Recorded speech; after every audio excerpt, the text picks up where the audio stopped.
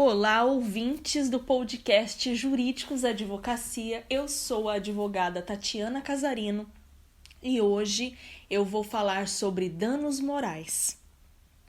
O que são danos morais? Os danos morais são caracterizados pelas ofensas na ordem moral de uma pessoa, por tudo aquilo que atinge o denominado patrimônio moral de alguém, que é formado pela parte social, reputação, e pela parte afetiva, dor interior, dor psicológica, sentimentos, sofrimento psicológico, angústia. De acordo com a Constituição Federal, são invioláveis a intimidade, a vida privada, a honra e a imagem das pessoas, assegurado o direito à indenização pelo dano material ou moral decorrente da sua violação. Isto está no inciso 10 do artigo 5º da nossa Constituição Federal.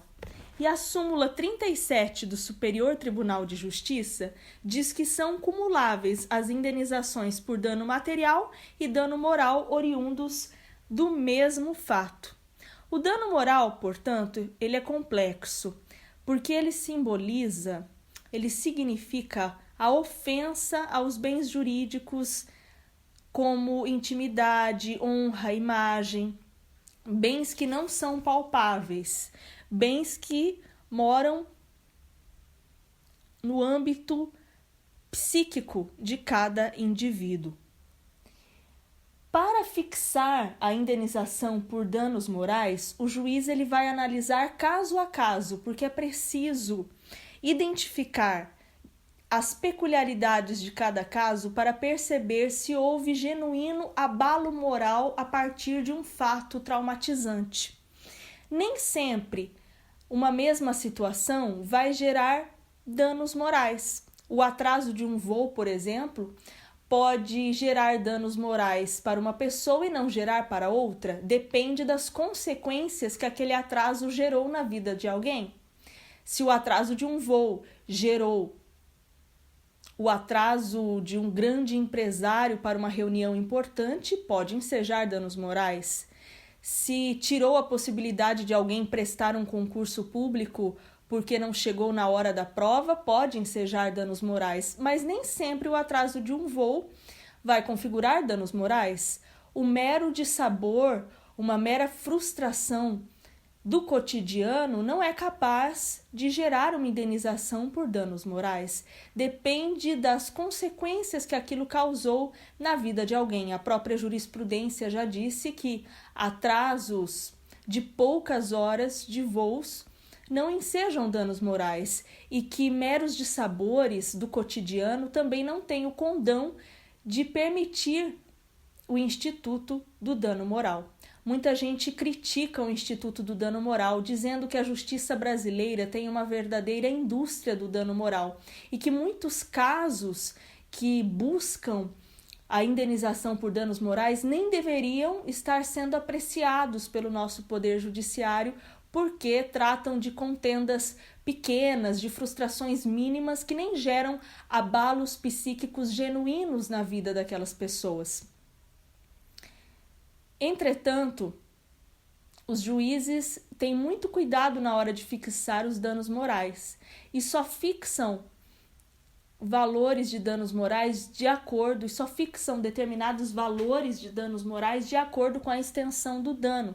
O Código Civil, ele dá um farol, dá um bom parâmetro para a fixação de valores para danos morais. De acordo com o Código Civil, a indenização se mede pela extensão do dano. O juiz vai analisar caso a caso qual foi a extensão daquele dano na vida de alguém e também vai analisar o nexo causal entre o ato ilícito e o abalo psicológico, o trauma da vítima.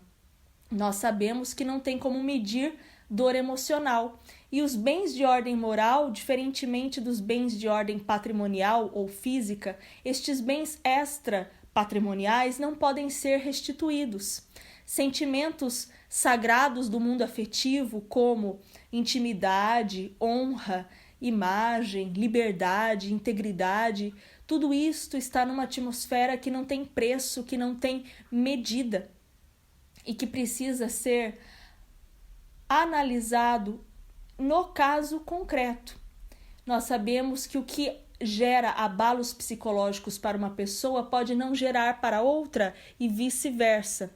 É claro que alguns casos são, obviamente, mais perturbadores que outros ou que geram genuinamente um dano moral muito mais grandioso. A perda de um filho em uma situação é obviamente muito mais traumatizante do que a mera devolução indevida de um cheque. Então, na hora de fixar os danos morais, o juiz também observará a proporcionalidade do caso, as consequências e a gravidade do ato ilícito, juntamente com a gravidade da consequência danosa na vida da vítima. A dor emocional não tem medida, é claro, mas algumas dores são mais intensas e profundas, algumas dores emocionais são muito mais intensas e profundas que outras, como eu mesma disse. A perda de um filho é muito mais profunda psicologicamente, gera abalos muito mais intensos, abalos emocionais, abalos psíquicos muito piores, obviamente, do que um mero dissabor, do que um atraso de um voo ou do que a devolução de um cheque. Cada caso tem a sua gravidade e a fixação dos danos morais vai acompanhar a gravidade do caso. Os danos morais, eles possuem dois objetivos principais: reparar a vítima e desestimular, desencorajar a prática do ato ilícito por parte do ofensor. A vítima, por exemplo, no caso da perda de um filho, jamais terá o filho de volta. O atraso de um voo que fez perder o concurso público, por mais que ganhe uma indenização, não terá aquele voo de volta, não terá aquela prova do concurso público de volta. Certas coisas não têm como serem restituídas, mas o dano moral, a indenização pelo dano moral vai gerar, ao menos, na vítima uma sensação de justiça, que equilibrará o seu interior ferido por tantas dores psicológicas. O sentimento de justiça vai trazer a sua dignidade de volta. Claro que a dignidade não tem preço, mas o pagamento da indenização de um dano moral causa na vítima uma sensação de justiça que repara, de alguma forma, as ofensas que ela sofreu nos seus bens jurídicos extrapatrimoniais, como intimidade, honra e etc. Além de causar uma reparação ao que a vítima sofreu e de devolver a ela um sentimento de dignidade, juntamente com o sentimento de justiça, o dano moral ele também tem esse grande objetivo de desestimular, desencorajar a prática de ato ilícito e de punir o autor daquele dano. Por isso, muitas vezes os danos morais são fixados em valores vultosos e muita gente questiona: será que isso não seria indevido? Será que não existe muito enriquecimento sem causa no âmbito dos danos morais? Mas muitas vezes é preciso fixar valores vultosos para desencorajar a prática de ato ilícito dos ofensores.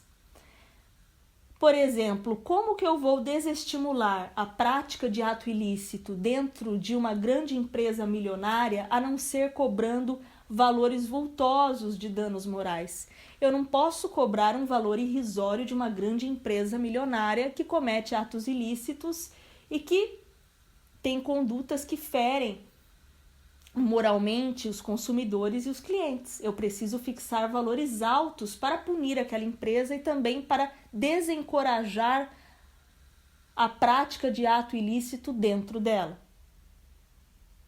Eu preciso desencorajar muitas vezes a prática do ato ilícito através de um alto valor de indenização por dano moral.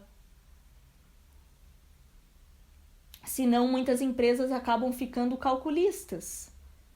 e praticando atos ilícitos. No bom português, se eu não mexer no bolso dos grandes empresários, se eu não mexer no bolso do ofensor, ele pode continuar praticando aqueles atos ilícitos. No mundo ideal, todo mundo respeitaria a esfera moral do outro.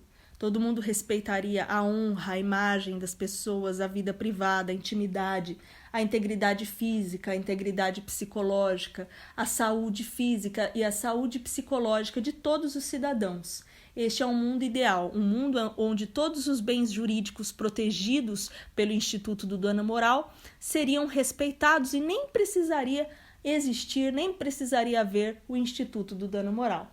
Isso num mundo ideal. Mas no nosso mundo prático, nós sabemos que existem muitas pessoas que não respeitam a intimidade, a honra, a saúde física e a integridade psicológica dos outros seres humanos, se não houver o perigo de pagar valores vultosos por indenização a partir de um dano moral.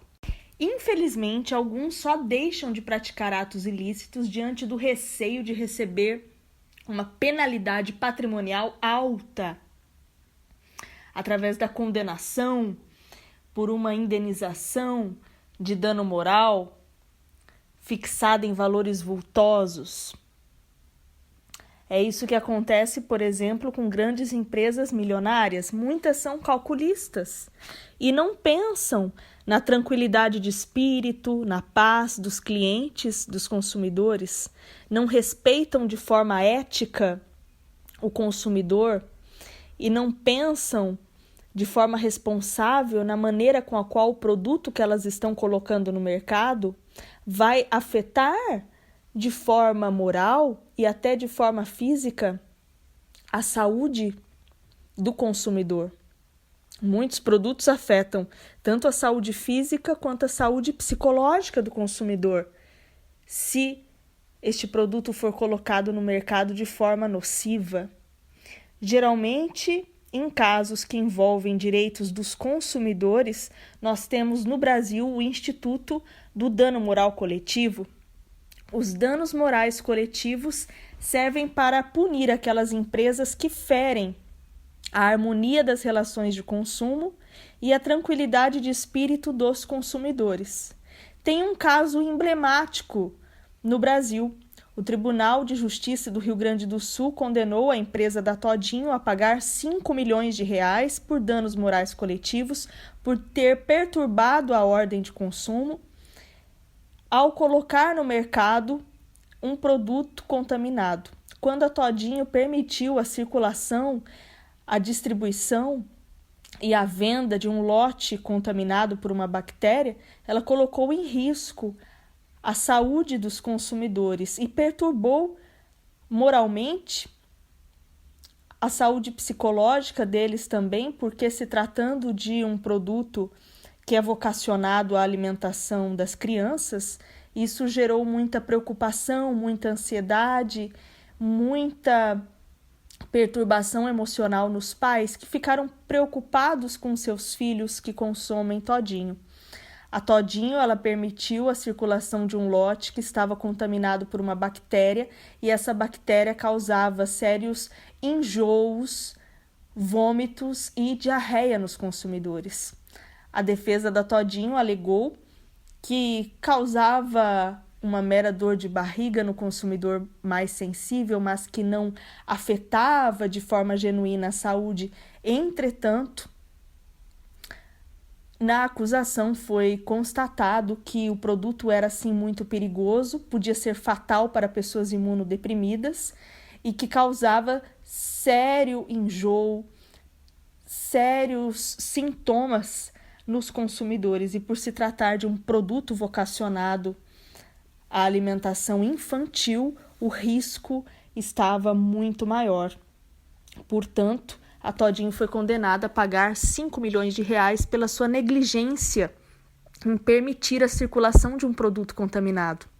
Muitas empresas não tiram um produto de circulação porque não querem arcar com os prejuízos que isso causaria no seu patrimônio. Obviamente que ao retirar um produto do mercado, isso causa uma diminuição no patrimônio da empresa, uma diminuição que as empresas não querem. Por isso é preciso que haja a indenização por danos morais para que as empresas não permitam esse tipo de ato ilícito dentro delas.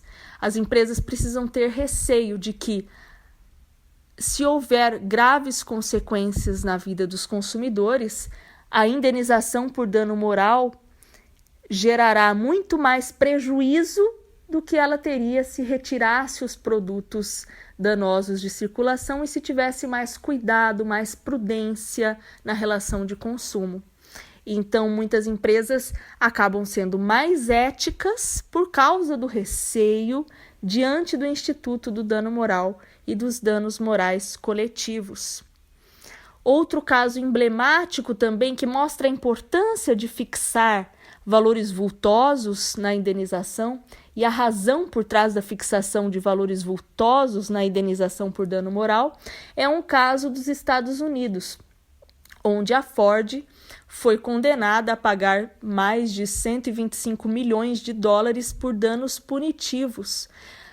No caso da Ford, nós temos o emblemático carro explosivo fabricado em 1972, que a Ford constatou que a posição do tanque de gasolina do carro deixava o carro bem vulnerável a explosões. Quaisquer batidas poderiam ocasionar grandes explosões. Era um carro altamente explosivo que poderia causar sérios acidentes na vida dos consumidores. Poderia causar queimaduras, acidentes gravíssimos e até morte. Mas a Ford não foi ética, não teve o cuidado, o respeito pelo consumidor e não retirou esse carro de circulação, porque a remodelagem desse carro ficaria muito cara, ficaria em torno de 137 milhões de dólares. Então a Ford decidiu comercializar o carro mesmo assim, mesmo sendo perigoso e altamente explosivo, porque ela calculou que as eventuais indenizações que ela pagasse por acidentes, queimaduras dos consumidores, etc., seria menor até do que o custo de retirar este carro do mercado e criar um novo modelo, um modelo mais seguro. Quando os juízes da Suprema Corte norte-americana descobriram essa maneira calculista que a Ford lidou com o carro, descobriram esse cálculo sem ética feito por ela, eles fixaram um valor vultoso de indenização por danos punitivos para punir severamente a empresa. A Ford foi condenada a pagar 125 milhões de dólares, um valor vultoso e bem próximo ao valor que ela pagaria se retirasse o carro de circulação. Então esse é o motivo pelo qual muitas vezes os juízes fixam altos valores de indenização por dano moral, para desencorajar as empresas de praticar ato ilícito e também para punir, para que elas saibam que vale mais a pena retirar um produto perigoso de mercado do que deixar algo nocivo em circulação. Então, se alguma empresa calcula que a indenização vai sair mais barato ou que o prejuízo vai ser menor, se alguma empresa faz esse tipo de coisa que não é ético, todo esse modo calculista cai por terra diante do Instituto do Dano Moral. As empresas precisam saber que o prejuízo que elas causarão cometendo esse tipo de ato ilícito e esse tipo de descuido para com o consumidor será muito maior. Obviamente, a vida de um consumidor, a saúde física e psicológica dele não tem preço e vale mais que qualquer carro, que qualquer patrimônio de uma empresa. Mas para defender esses valores éticos e para defender a dignidade de uma sociedade, a tranquilidade da coletividade, tudo aquilo que não tem preço, é preciso defender um instituto que coloca penalidades patrimoniais como o dano moral. Parece um paradoxo, parece contraditório que para defender valores que não têm preço é preciso elevar o preço de um instituto como o dano moral, mas é através destes paradoxos que nós equilibramos a balança da nossa justiça. Espero que tenham entendido o conceito de dano moral. Um grande abraço e até o próximo episódio do nosso podcast da Jurídicos Advocacia.